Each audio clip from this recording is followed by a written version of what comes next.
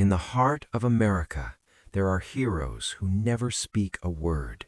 They don't wear medals, but they carry courage in their souls.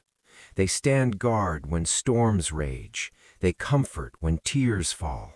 They never ask for praise, only for purpose. These are America's dogs, the ones who run toward danger when others run away, who heal broken hearts with a single nudge, who teach us what loyalty truly means. They ask for so little, yet give everything.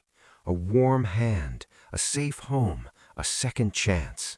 And in return, they give us their whole world. This is more than rescue. This is redemption.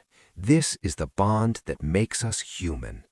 Honor them, protect them, love them, for in their eyes we see the best of ourselves.